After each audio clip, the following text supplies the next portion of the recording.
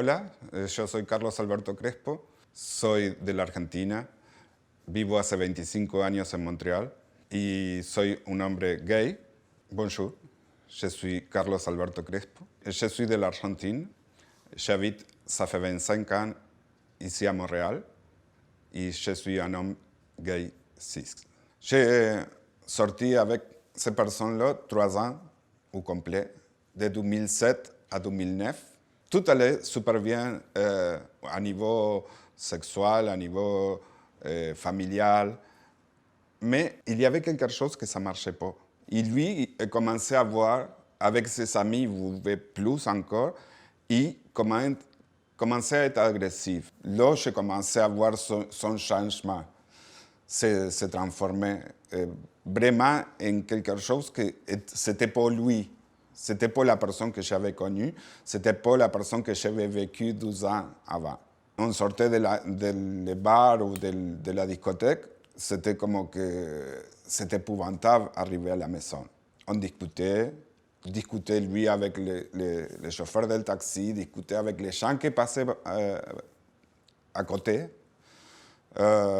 C'était tout le temps moi en train de contenir à la personne, en train de contenir esa personne, en train de contenir. Quand j'arrivais chez moi, j'étais épuisé, mais c'est là que ça passait le plus fort, c'était que ça devenait l'agression.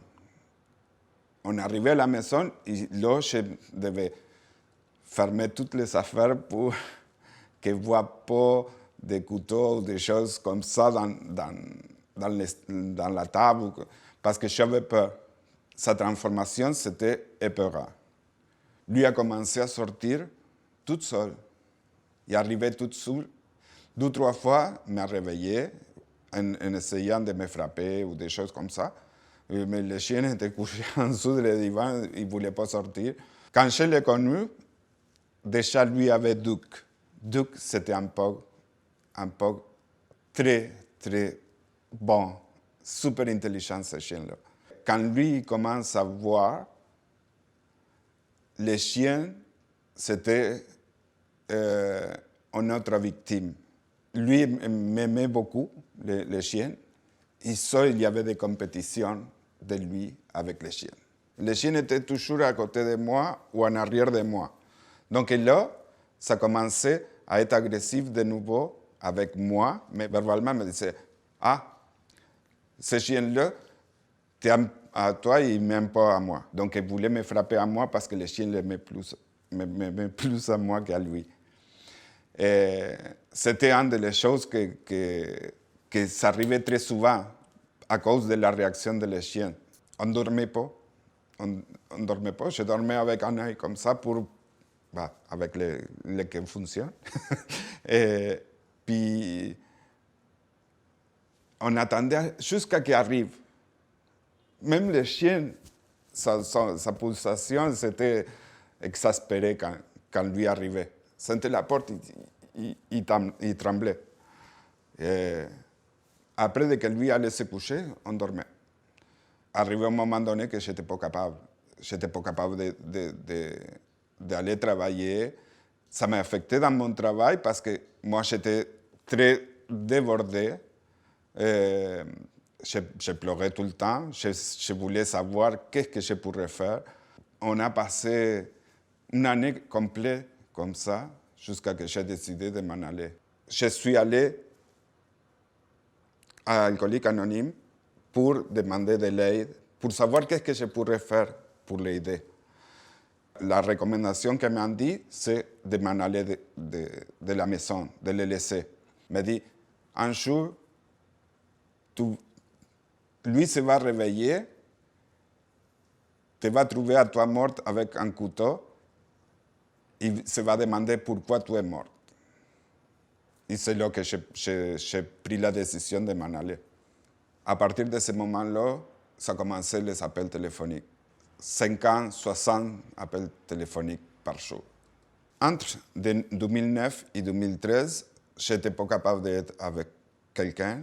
Je ne voulais pas voir personne, je voulais voyager, je voulais avoir des amis, mais je ne voulais pas coucher avec personne, je ne voulais pas avoir un chambre. Ça me ça me donnait tellement peur qu'en 2013, je suis allé chercher de l'aide psychologique. J'étais dans le métro en Riburasa, en Londres, pendant 3 heures.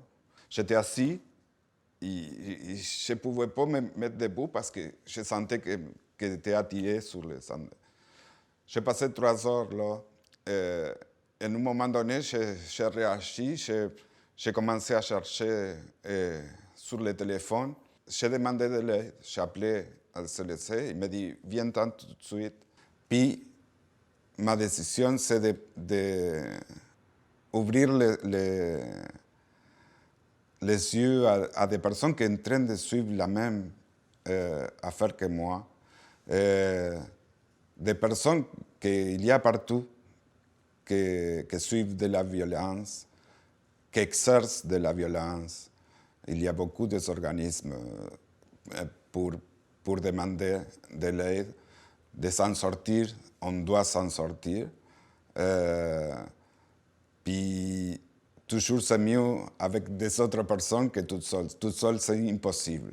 Ça passait beaucoup d'années sans les voir, jusqu'à ça fait 2-3 ans que j'ai marché sur le village pour Halloween, je m'en allais prendre le métro.